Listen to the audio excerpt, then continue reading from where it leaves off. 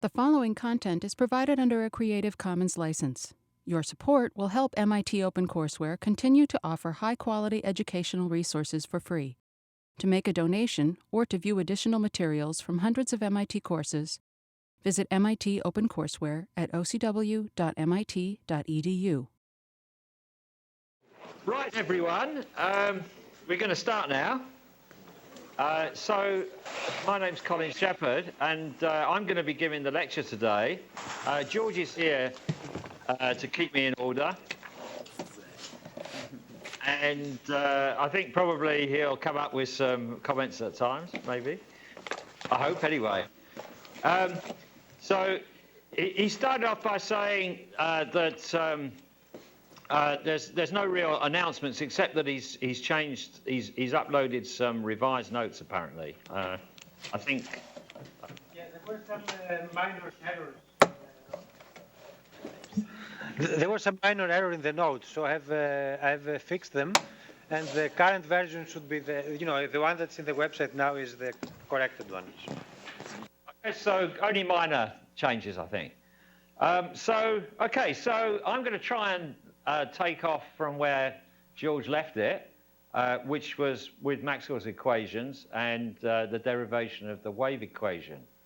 So I think that actually it's quite nice to see this derivation of the wave equation starting from Maxwell's equations, because it brings everything together and allows you to see, how these different areas of physics are interrelated. But normally, of course, in optics, we don't usually go to the electromagnetic type theory. So we usually get as far as the wave equation. We show the existence of simple forms like plane waves and spherical waves.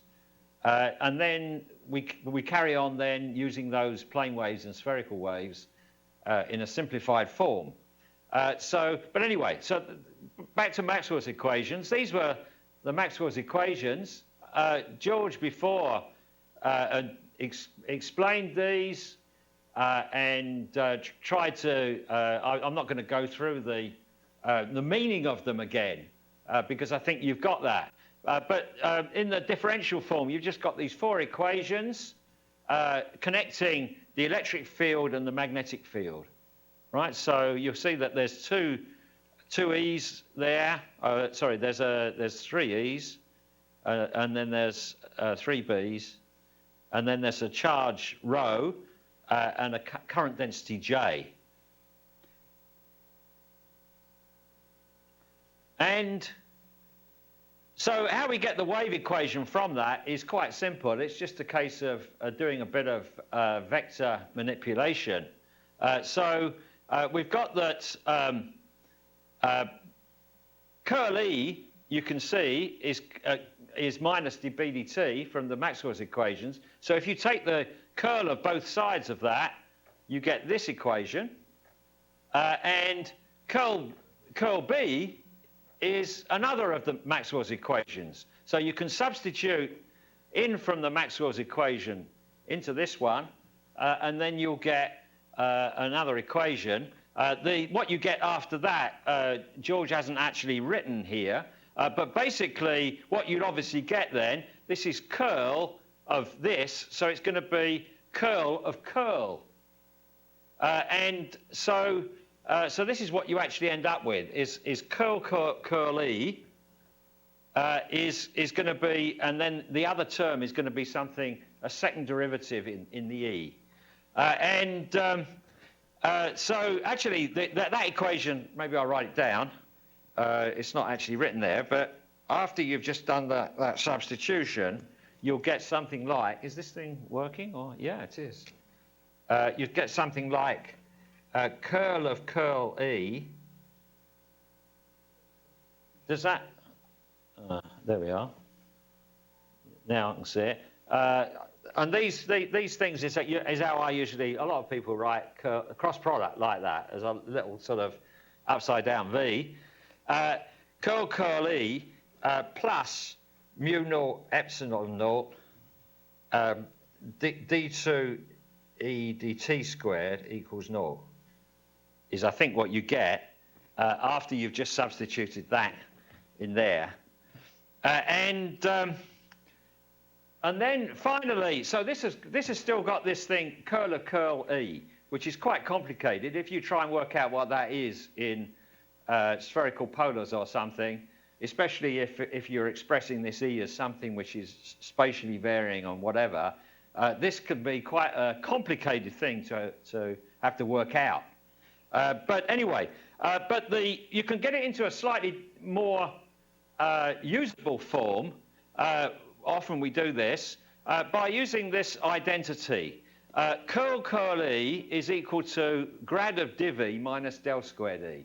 Now this it calls it here an identity. Really, it's actually the definition of what this thing means. You know, this is not obvious what this means, actually. These other things, okay, they're well defined what they mean. This thing is actually just what it says in Cartesian coordinates. So, you know, you've got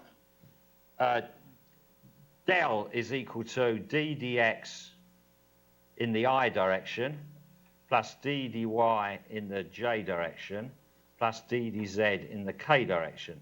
So del squared is going to be this dot this, which is going to be d2 del squared equals d2 dx squared plus d2 dy squared plus d2 dz squared. And you'll notice that that's exactly the same form as the normal Laplacian, right? So the normal Laplacian you've had before, del squared of a scalar. But this is different because this is del squared of a vector. And so what we're saying is that for Cartesian coordinates, if we define del squared of a vector by this thing, we find that it's got exactly the same form as del squared of a scalar. Now, that doesn't actually work with any other coordinate system. So that's a bit of a warning. If you go into sphericals or cylindrical coordinates, you'll find that this del squared of a vector is not the same as del squared that you would use for a scalar. But anyway, so, but nevertheless, let's do that. We stick in this as being that. And then we look at this term here, and mostly we're going to be interested in, for example, regions where there's no charges, and very often also we're going to be interested in isotropic media.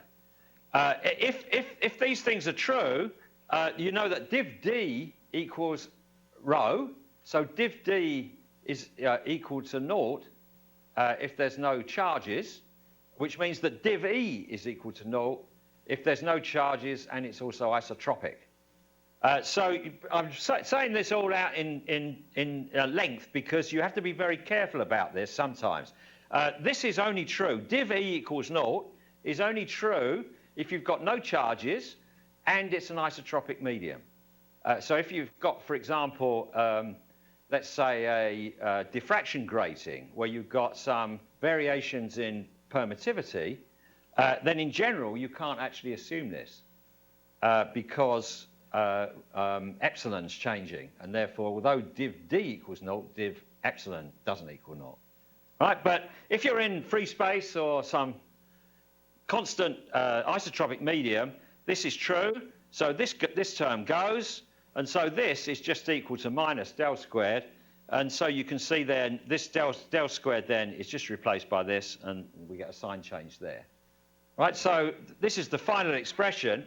And you'll notice then that this is exactly the same form as the normal wave equation that we're very used to in the scalar form, except that the scalar is replaced by a vector. So that's really very nice.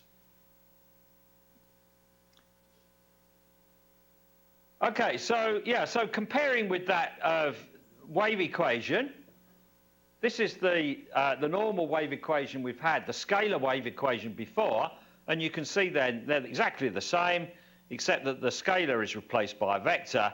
And the 1 over c squared, where c is the velocity of the wave, is replaced by this thing. So we can say then that 1 over c squared is equal to mu naught epsilon naught. And that gives us then c is 1 over the square root of mu naught epsilon naught.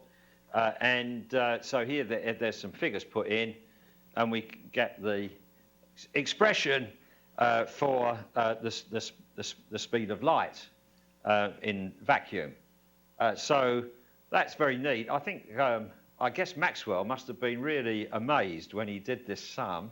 I don't know, you know, you don't know, of course, the actual history of the thing, but he played around with these equations, didn't he? And he came up with this form which looked nicely symmetrical to him. And then he comes out with an expression, comes out with a value for the speed of light that it predicts, which is what they already knew was true. So he must have felt really as though he was going to get the Nobel Prize or something. But probably, I don't know, maybe he was before the Nobel Prize. So quite interesting. Actually, Naveen was telling me that he'd been looking at the original paper by Maxwell. Maxwell's equations, if you look in the original, are horrible because he doesn't, you know, this terminology for vectors wasn't invented then. So it's done all in terms of components, horribly complicated. I think Naveen said it was Heaviside who actually really derived the Maxwell's equations in the form that we know and love so well nowadays. Heaviside, you might remember, he's famous for a few things, but one of them is a thing called the Heaviside function, which is basically a step function. And the other thing is the Heaviside layer, which is an ionic layer in the ionosphere that you reflect radio waves from.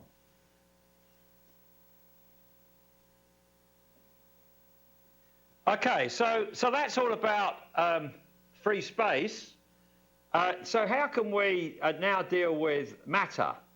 Well, it turns out actually there's lots of different ways you can deal with, lots of levels you can deal with propagation of electromagnetic waves in matter. You can, for example, treat it really from a proper atomic point of view. You can think of the material being made up of atoms, which have got nuclei and electrons, clouds and so on. Or you can think of it in terms of, you know, matter just being like an isotropic material, where you don't really go into the microscopic view of it, but just think of it in a macroscopic way. Actually, to some degree, I think that very often that the second of those is just as well, because normally we're not really interested in the actual atomic nature of where these properties come from. But this is going back to how you can think of it really in terms of atoms. So as you know, atoms are made up of a nucleus with an electron cloud. The nucleus is relatively fixed, of course, because it's heavy. But the electron cloud, because the electrons are much lighter, can be moved around by the field that's applied. So you get the distortion of the electron cloud. So this is what this is showing here. It's showing here the nucleus here, which is pretty well fixed because it's so heavy. And then this electron cloud, you can think of it like being joined to the nucleus by a lot of springs. And then the electrostatic, the forces on that electric cloud caused by the electric field will tend to, for example, displace the electron cloud relative to the nucleus. So it gets sort of distorted. The way that's described is in terms of a property called the polarization then. So this is showing how you can see that if you move the negative charges relative to the positive charges, you'll set up a sort of dipole moment, separate the charges. You've got a plus and a minus. They're separated in distance, so that acts like a dipole. So that acts like gives you a dipole moment.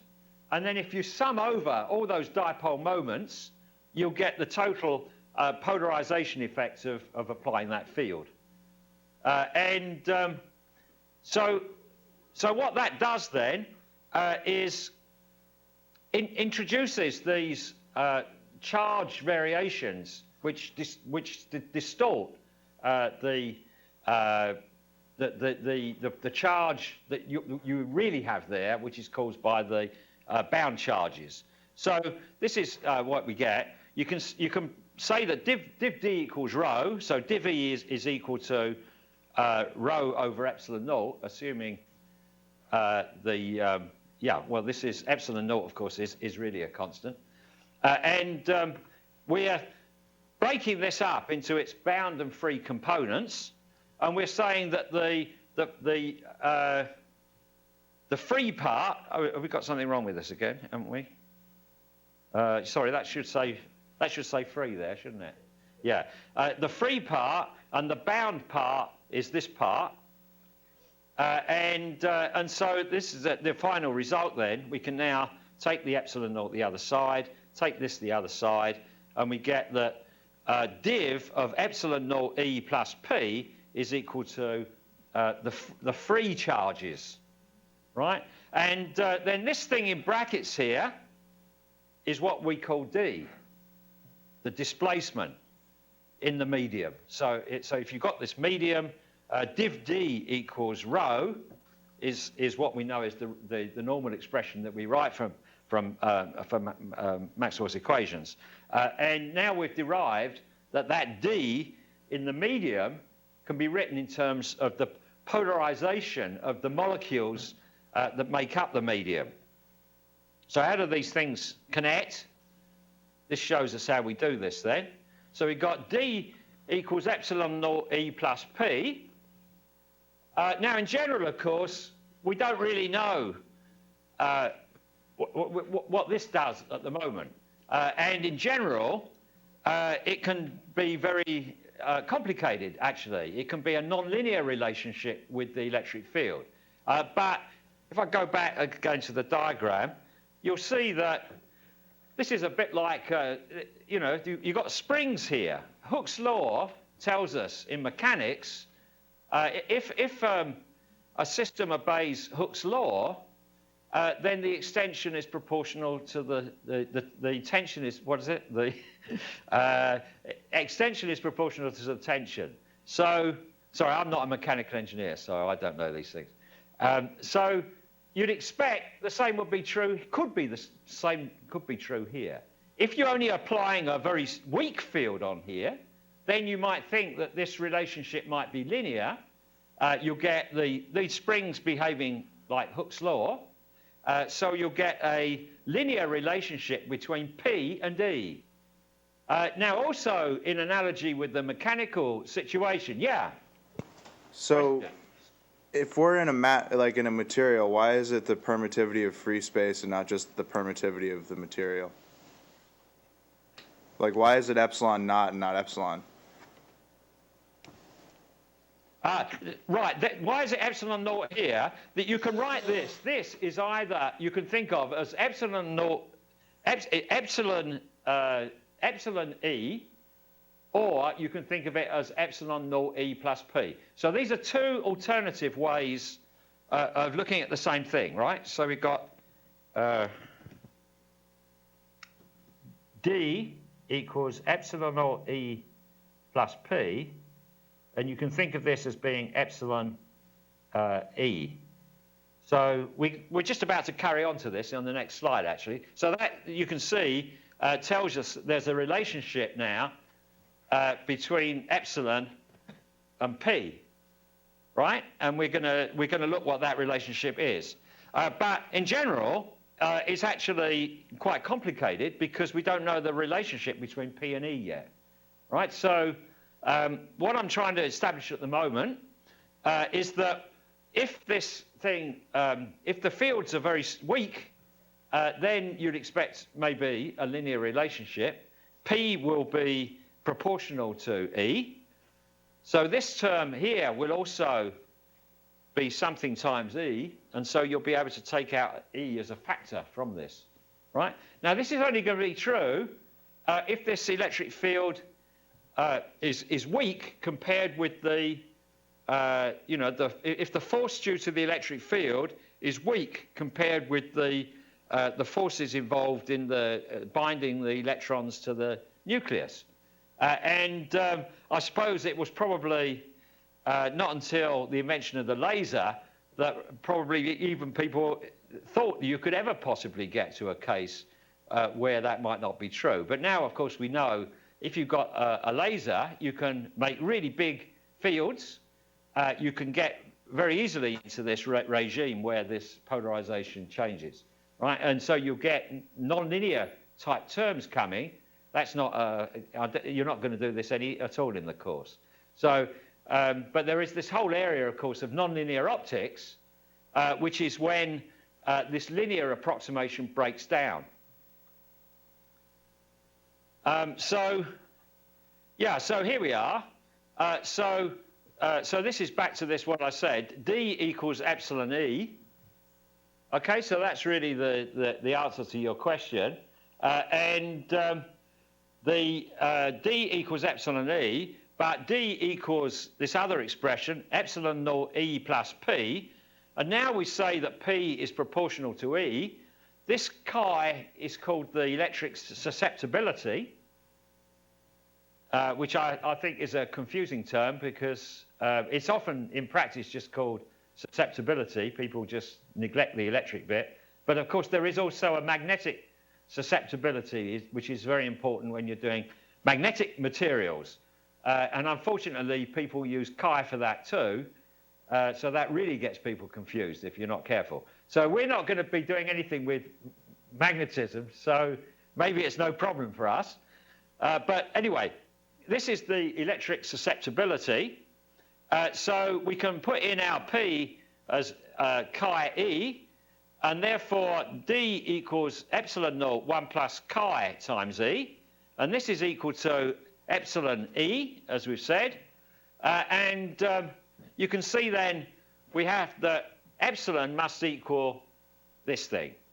Epsilon equals epsilon naught 1 plus chi. And this is another expression we've had before in terms of the refractive index. So you can write the permittivity, the relative permittivity in terms of the refractive index, right? So this is the refractive index coming in here. So and the refractive index then is the square root of 1 plus chi. So you see how all these things are connected. You could also say one more, of course. We've got, where are we? Yeah, we could say that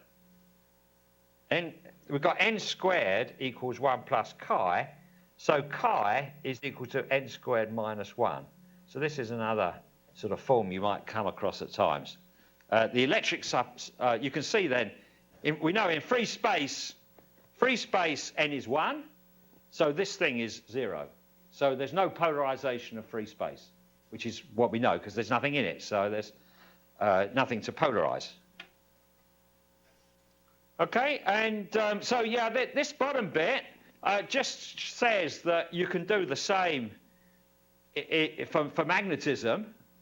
You can do virtually the same sort of expansions for magnetism, but we're not going to deal with this because we're not going to deal with magnetic materials at all. But there are some quite interesting, magneto-optic materials and so on, which are quite important actually nowadays in terms of things like optical data storage and so on. So we're just going to be assuming that from the magnetic point of view, the material just behaves exactly the same as free space. So B equals mu naught H.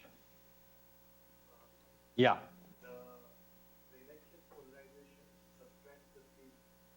The electric polarization subtracts the field out of the original. The magnetization, polarization adds the field. Magnetization subtracts the field. I think this is, Shalin has asked this question of why this is a plus and this is a minus. The answer is, I think it's all to do with all these horrible things you learn about in magnetism, diamagnetism and paramagnetism. And sometimes you know, is whether they oppose the change to which they were due and all that sort of stuff. So I think it's just a case of whether, if you define magnetization in the way that it's normally done, then it turns out there's a minus sign. But I think you could equally well have defined it as being the opposite sign, actually. Yeah. I don't really know much about magnetism, so don't ask me too much about that. Also, I think it has to do with the part stuff that B is actually the conjugate of the electric displacement. So it includes the effect of magnetization. So another way to put it is, if you could please go back one. If you solve this, if you take m to the other side and multiply by mu naught, then you get exactly the equation before. Of course, that's right. If you just expand this out, you get B equals mu naught H plus m. So it would be exactly the same form then. Yeah. So the field is actually H, not B. The conjugate of the electric field E is the magnetic field H, not B. B is the induction. Yeah. Okay. So now then, let's write down those Maxwell's equations for these various different cases. So this is how you can write them in vacuum. That's how we first came across them. If you've got vacuum and in addition you've got no charges and no currents, then of course this term, this will be 0, and this J will also be 0. And now you can see that they look nicely symmetrical. These two are both equal to 0, and these things are both equal to a time derivative, but there is a difference of a sign. But apart from that, nicely symmetrical.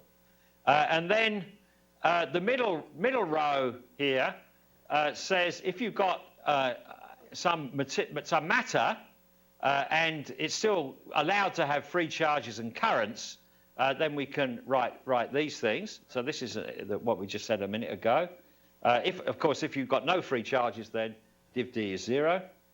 And then if you've got a material matter without the free charges, then again we put the rows and the j's 0, and we end up with these quite nice, simple and symmetrical sort of relationships.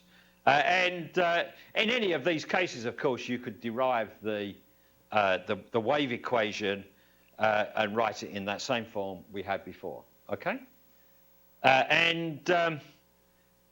as we said, this term here is related to the speed of light in the medium, and what we find is that the speed of light in the medium is equal to the speed of light in free space divided by the refractive index. All of those things are things we've had before. So I'll just stress again one thing that I did say earlier. This was originally, if you remember, curl-curly. And then when we got rid of the curl-curly, we actually had to get rid of what was it, grad of div E. And we assumed that grad div E is 0. I'm just reminding you again, that is not always true. So beware, and you probably won't come across anything in this course, but in the general wide world, it's not always true. And the second thing to remember is that this thing, del squared of a vector, that del squared is not equal to the same as the Laplacian, except if you're in Cartesian coordinates.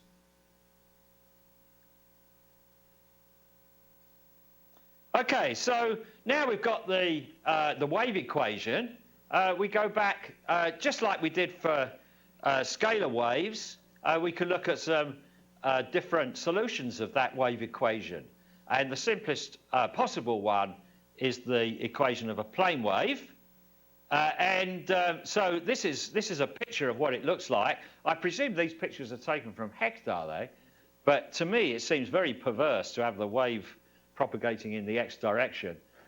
He's a bit strange there, but anyway, virtually every book has the wave propagating in the z direction.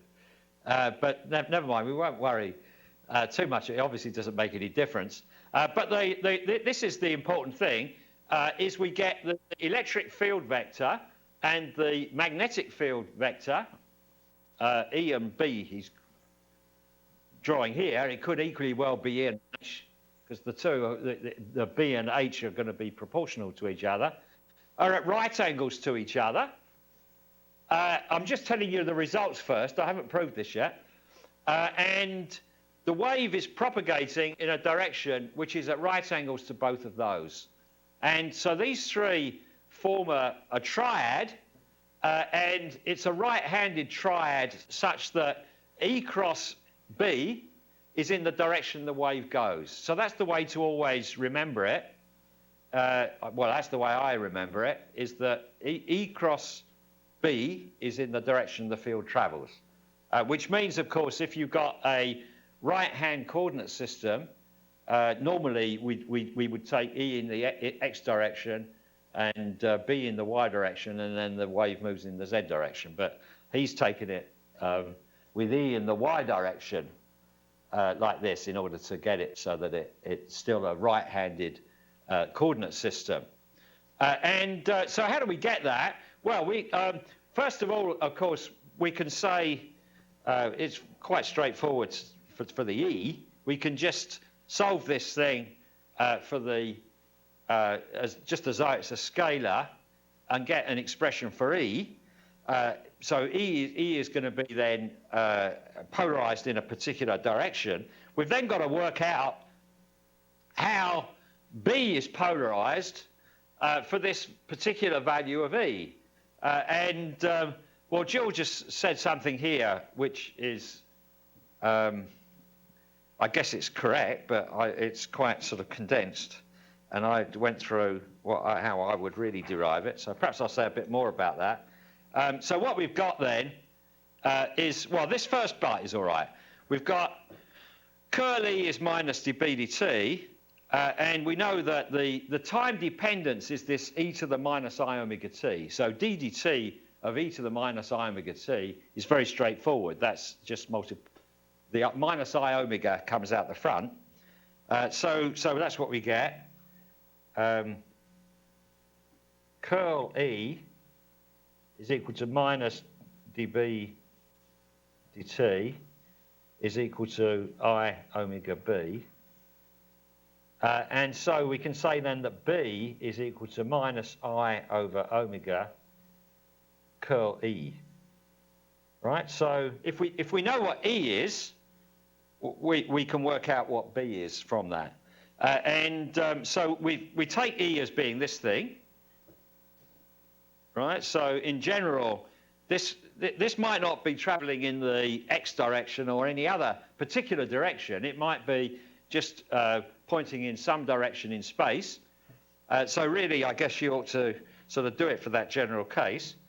And which means that effectively what you've got to do is to work out what curl of the E is. And E is effectively, as you can see, a scalar quantity.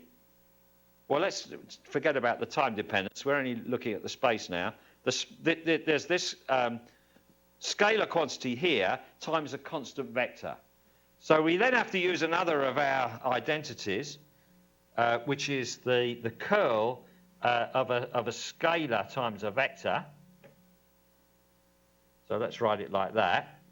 And you might remember that is equal to, and I had to look it up because I never know these things, phi times curl A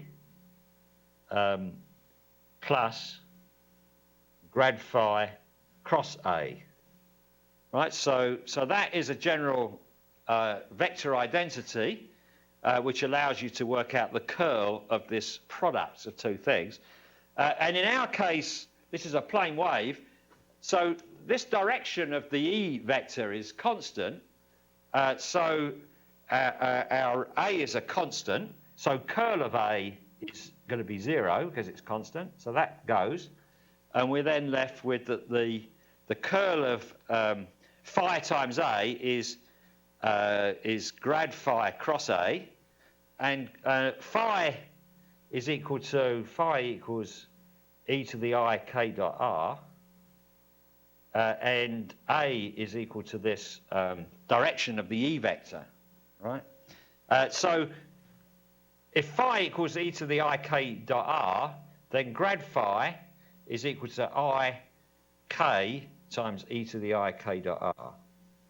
And so we stick that into here, and after we've done that, we can derive this expression here. We find that finally that the magnetic vector is equal to the cross product of these two. So that's why, of course, all these three things have to be at right angles to each other, right? So this the next thing. This is a picture of it moving along then, and we'll stress very strongly something, and that is that these two the electric and magnetic field are in phase with each other.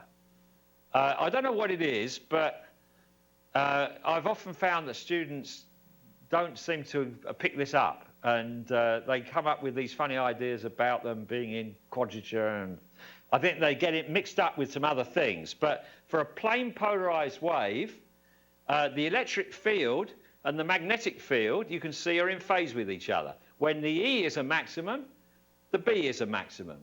And then they will have this waveform. Here, this is showing the wave as a function of distance. This is like a snapshot of what happens at a particular time. But you could equally well get a very similar sort of thing by looking at a particular position and seeing how it changes with time. You'd also get sine waves like this, and you would also see that these two, the electric and magnetic fields, have to be in phase with each other for that case too. Okay, this is showing you again this right-hand rule or whatever it is for, I don't know how you do these things, but anyway, I always like I can never do these, partly because I'm left-handed, I think. It ruins things. But this corkscrew rule is the one that I always know that one, and my students will know it's because I'm very handy with a corkscrew. So this is showing then how this electric field varies with space at a fixed time, and the distance then between these maxima in the electric field is the wavelength. Right, so this is going to propagate. It's a travelling wave, so this structure moves bodily, doesn't it, in time along this direction of propagation. And now we get onto this thing that I was talking with George about on the way, the Poynting vector, and I guess this. I don't think you actually really sort of prove it, do you, what it really does? But basically, the Poynting vector, it turns out, is a measure of the energy flow. So it's a way of looking at the energy that's carried by a wave. And this is the definition of it. So S is equal to 1 over mu naught E cross B. Actually, you can see B equals... Actually, this should really be, I think this should really be mu, shouldn't it? Not mu naught, really, if it was in a general medium. And B equals mu H, of course. So this is really E cross H. So that's the way it's sometimes derived, defined. But anyway, but if you're in free space, then you can write it with mu naught here like that. And then using our expression for the velocity of light, then we can write it like this. But I think this is also true for free space only. I think that's right. This is taken, presumably this is from Hecht again. Okay, so this is what our waves look like. Each of electric and magnetic fields is a cosine type wave. So this represents then a wave which is moving in this direction, right? So this thing in here basically is the phase, isn't it? You've got cos of a phase term. So you can see that as omega t varies, so the shape of the wave is going to sort of move in a particular direction. And you'll notice that this is a vector. This is a vector, but this is a constant vector. So this is a vector which tells you the amplitude of that wave in magnitude and direction. And you'll notice that these cosine bits are exactly the same. That's because, as we said, the E and the B are in phase with each other. And so all that's very simple. And so what we can say is that if we represent the fields like this, we can say, according to our definition of the Poynting vector, we can write it like this. So we end up then cos times cos is cos squared. So notice that although cos, of course, can go negative, it's periodic, isn't it? So it's negative half as long as it's positive. Cos squared is always positive. So the way this is defined, the Poynting vector is always going in the same direction. It's always, when you've got a plane wave, the energy is going in the direction of propagation of the wave.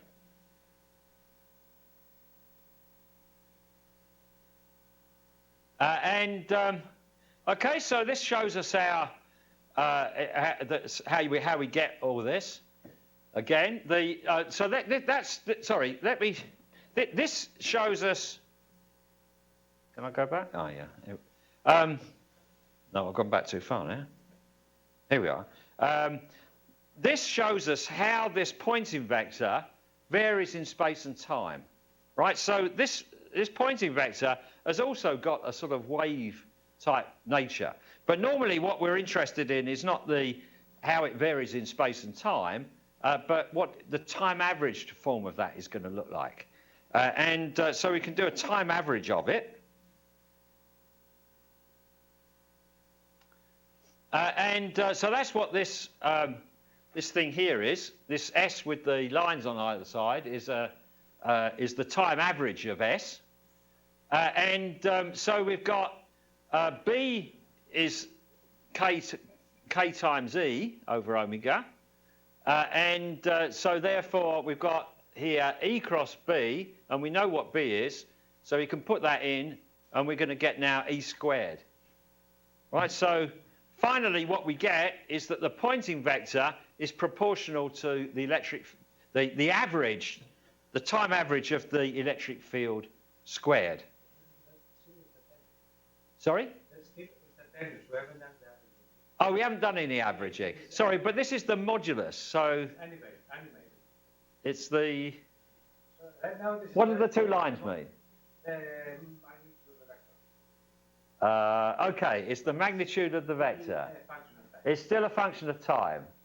Okay, we'll take it as that. Yeah.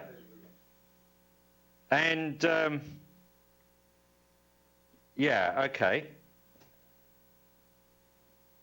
And I think really, if it's in a medium, this is epsilon, not epsilon naught. Is that right? Yeah. Okay, so now we're going to do the time averaging. So this E is a time varying quantity. E varies with both space and time. So this is the modulus square of the vector. So we put that in, and we get then that S is equal to something with cos squared in. So it's not much different from what we had before. Okay, and then the next thing we do is to do the time averaging. So this is something which is positive, but oscillating, time varying. And the speed of these variations is very, very fast. We've said before, the frequency of light is around 10 to the 15 hertz, which is faster than any detector that we have to measure the fields directly, right? So you can't actually measure the electric field or the power of an optical wave because the frequency is so high. So a normal detector like a photodiode or whatever would be measuring some time average of this, because there's no way it can respond at this sort of frequency. So we do the time average. So this is how we can do the time average. Right, the square things mean time average, the caret signs. And the time average, you integrate this over a long time and divide by the time to get the time average. So this is called, well, usually called intensity. I think that intensity is now frowned upon by purists, and they come up with new names every now and then. So irradiance is a word that you often read nowadays in the literature. Yeah, so here it's measured in watts per square metre, which is obviously a unit of power density. Right? There's one other thing that's worth mentioning here, and that is actually that normal detectors actually really don't measure the Poynting vector. They actually usually measure the electric energy density. There's a thing called Poynting's theorem, which if you study electromagnetism will show that the power flow out of a volume is equal to the rate of change of the stored energy. And the stored energy is made up of electric and magnetic energy. So all these things are related.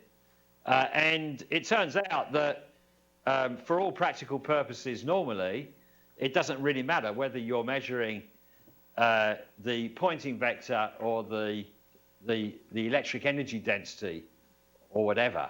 It's going to give the same sort of answer. But there are cases where you have to be careful. Okay, and then finally we've got to do this time average of cos squared. And the time average of cos squared is just a half. You remember how you do that? You go into cos squared, you go into double angles, and then you get a cosine that cancels out, and you're just left with the constant bit. And then finally, then you put that half in, and we've now got an expression for the intensity defined as being the time average of the Poynting vector as being equal to the electric field, the amplitude of the electric field squared, multiplied by some constant, which in probably 99 cases out of 100, we don't even bother to even think what that constant is, let alone thinking of whether there's a half there. So you'll see loads of books or papers where they just say that the intensity is equal to E squared, which is strictly not true, I guess, but people do say it. So how are we going? We've got 1 hour. Yeah. Okay. So that's how you can calculate the power flow for a plane wave. I guess that the method is not only going to be true for plane waves, but you can apply it for other sorts of waves too. But the next thing is you might think back to what we were doing with phasors. And there are a few things that are important to realise here, what you can do and what you can't do. You remember, this is what we said from our phasors. We said that what we actually measure in the real world is a wave that's like this. It's a cosine dependence in space and time. And we say that we use this complex representative where we say that this is the real part of some complex exponential. And if you remember, the reason for doing that is that these complex exponentials are much easier to manipulate. It means that you don't have to remember all those horrible cos of A plus B things and so on. So it's much easier to do the algebra using these. So what you do normally, as you remember, is you do all your algebra with your e to the I somethings, and then right at the very end, normally, you find the real part to find what the real field is in real space, as we're used to. But here, now you've got to be very careful, because you saw that the Poynting vector actually was cos squared, right? So this is a nonlinear. We performed a nonlinear operation, and if you do nonlinear operations, the same would be true for nonlinear optics as well. Actually, you can't do it in the this complex notation directly, because you just get the wrong answer. If you squared this, you get an e to the 2i kz minus phi, wouldn't you? Which is and now the real part of that is not what we want. So what you've really got to do is to work through, I guess, in the surest way of doing it is to work through in terms of the cosines and so on, rather than to go into the e to the i's.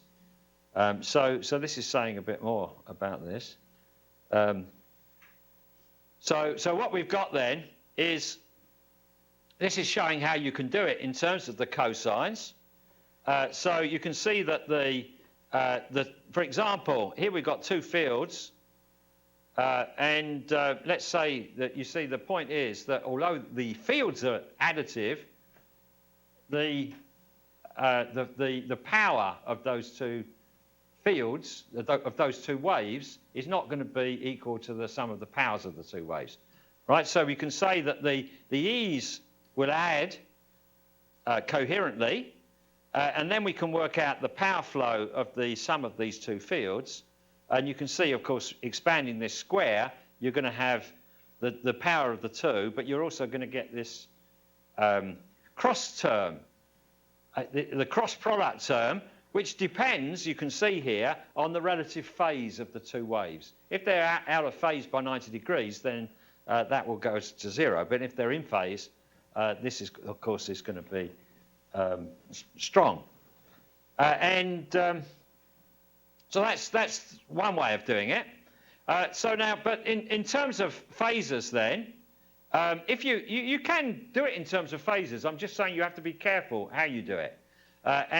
So you have to add the phases first and then find the modulus square.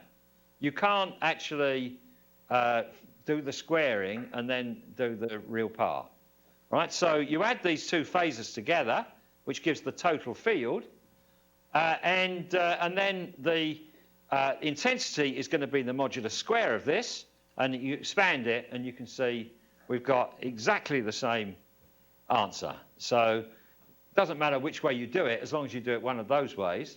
What you don't want to do is to try squaring the e to the I things and then taking the real part, because you'll get something different then. And that is the very last slide. And that is the dead on time. So, we've got a couple of minutes for some questions. So, any questions? Yes, Sharon.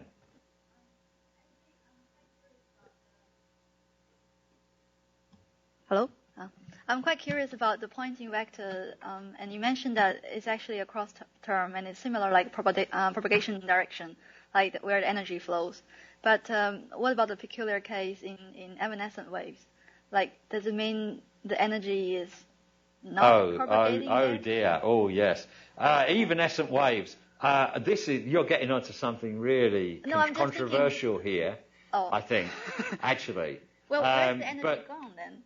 Sorry? I mean, if the Poynting vector is the direction of the energy flow, then it seems like there's no propagation in the energy in the evanescent wave. Then well, it is normally said that there is no energy propagation in an evanescent wave, but in a way there is. There's sort of transverse propagation of energy, but there's no energy flow across the. If you're doing total internal reflection, and you're looking at the steady state, there's no energy flow across the boundary, I think is true to say.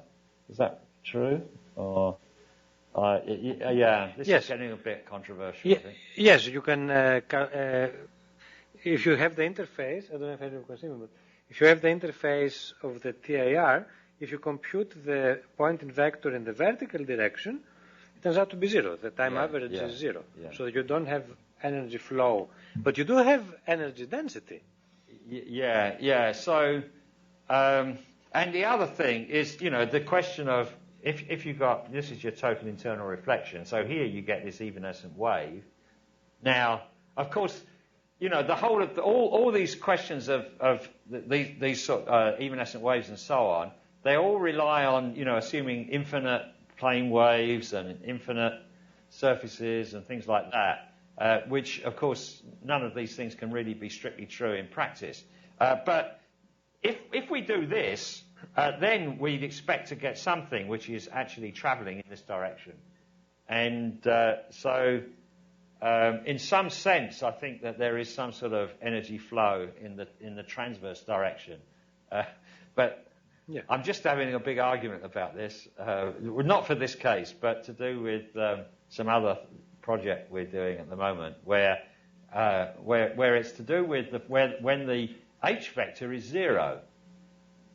And so the question is there energy flow? Well, I guess there isn't, but I think there also this question of whether Poynting vector really always means the energy flow. In fact, I remember having a conversation with Emil Wolf once about this, and he said, let me give you an example. Imagine you have a DC planar electric field in this direction, and you have a DC planar magnetic field in this direction. Is there any energy flow? No. But you can work out what E cross H is. And so I think that he put this forward as an example which makes you wonder whether it necessarily means that it really always means energy flow. We were talking about this in the lab today because people have come up with these solutions where, for example, energy flow sometimes does this. So you might get the lines of the Poynting vector might do something like this. And here you can even get, so here you can see that there has to be some sort of zero around here, because this is going this way and this is going this way. And here you can actually get these sort of closed eddies of Poynting vector that's going around in circles. Now, whether this really represents something that's physical or not, I don't really know. In water flow, I guess you could get this. There's no reason why you couldn't get eddies of water going in circles. So this is what you get. This is what you get if you've just got a very simple example of a lens focusing the light. You get this sort of pattern. If I look at this in some detail, you get this sort of behavior in this region here. And there have been papers that have described this. But what it really means in practice, I guess maybe, you have to, I guess nothing really means anything unless you can measure it. So the question is, can you come up with a detector that measures Poynting vector? And I don't know the answer to that. As I said earlier, I think normally detectors measure electric energy density. So people have looked at what happens in this focused region of a lens, and there are various ways you can look at that. People have used near-field optics, a tapered fibre to look at it, or you can do some sort of tomography type experiments with a detector that you rotate and things like that. But to actually measure the Poynting vector, I don't know. Right, any questions from over there?